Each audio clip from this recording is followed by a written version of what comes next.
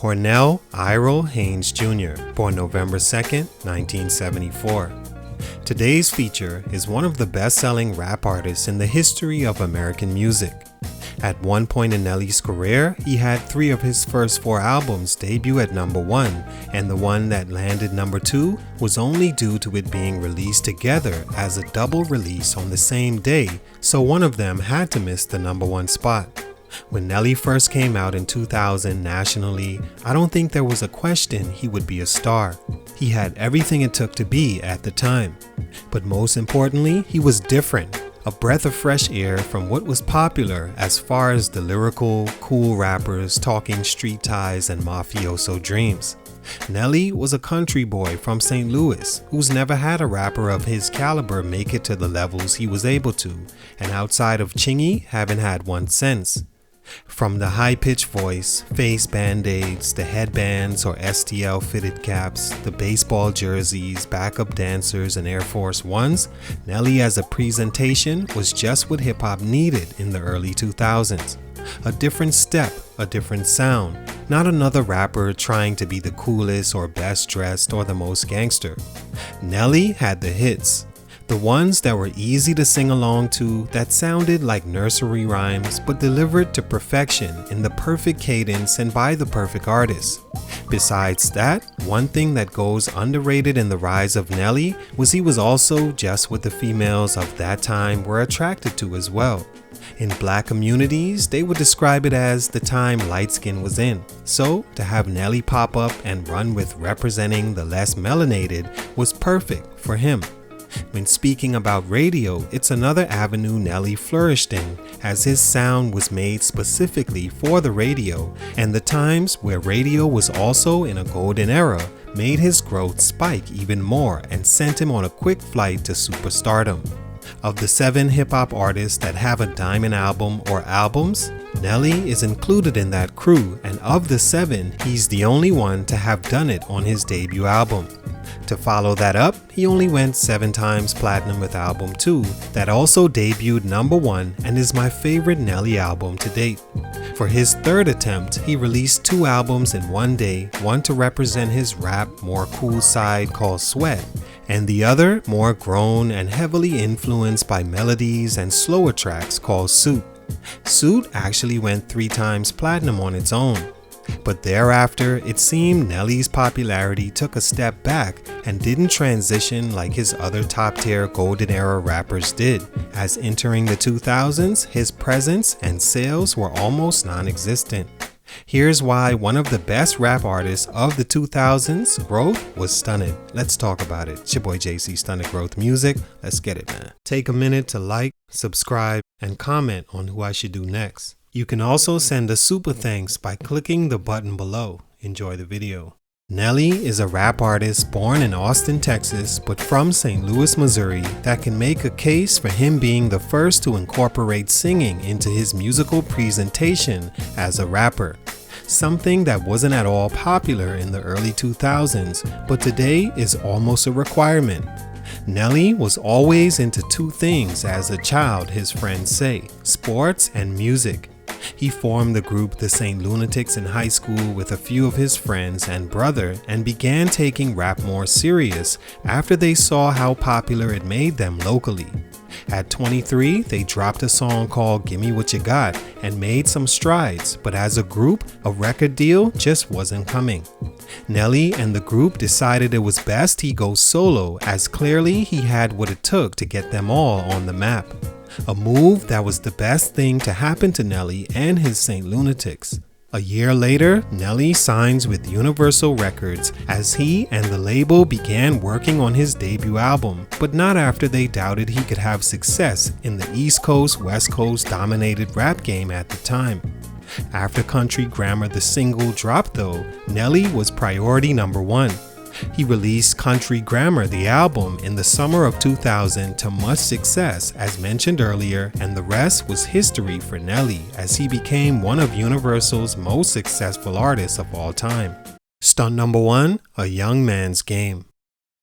Throughout the 2000s should be thought of as disqualified from this conversation because from 2000 to near 2010, Nelly could do no wrong as a rapper. His success was reaching legendary heights and his presence was a constant. Even Jay-Z understood his relevance and dominance.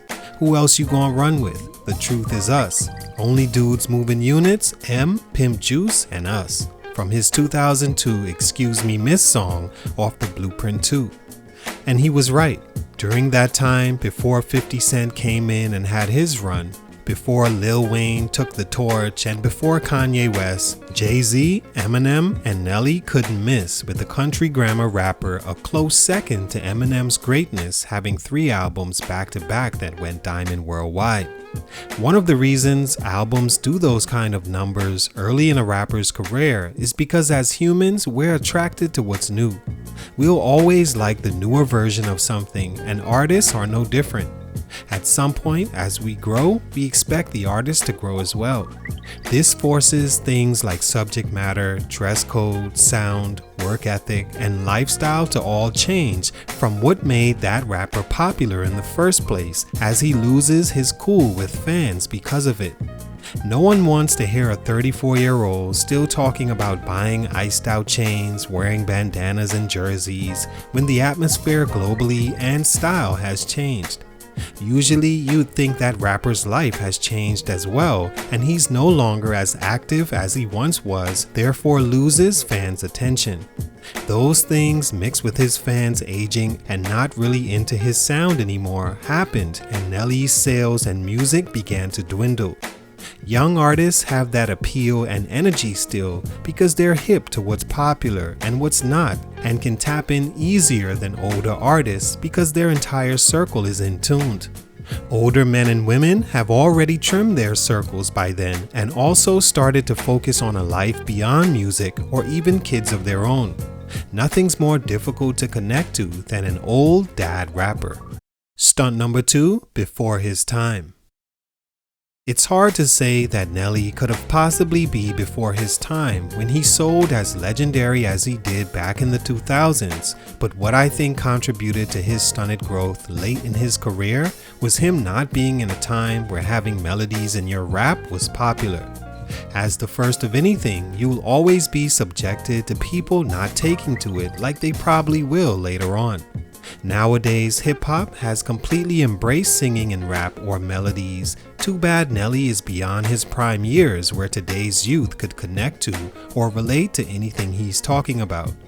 With Nelly never being the most gangster of rappers, which kids today are focused on, with the emergence of drill music, made it that more difficult for a fan to justify listening to Nelly. It's why from 2008 and on, when rappers like Lil Wayne, Kanye West, and Drake began to make melodic rap a thing, Nelly couldn't exactly hang, them having their pulse on what moved the youth and Nelly just outside that window. But what he did have was nearly a decade from 2000 to 2008 where he enjoyed one of the more successful rap careers in a time where competition was at its highest. But like most artists from Nelly's era, he found it difficult to transition to the newer times. Stunt number 3 ran its course. And finally, I think Nelly's music for certain reasons peaked a lot earlier than usual and eventually ran its course. One reason is because of the later start Nelly got in music, not dropping his first album until 26. 10 years of being in the game made him 36 by the time the era was ready for a change. One his sound would have been great for, just him delivering it at his age and history wouldn't have and didn't connect. By then, the kids were sold on Lil Wayne, Kanye West, and falling in love with a new Toronto kid about to begin his 10-plus year reign as hip-hop's face. It happens though. Music popularity will always be subjected to change with time. Some artists find ways to help them connect when the change happens, and some don't. I also think him incorporating country music was also a slow-dying mistake, as country music itself was losing popularity. In a way, it alienated his hip-hop fans who never returned. All in all, Nelly still had a great career. One many can't pit against his in rap, but one that fell just as far as when it took off.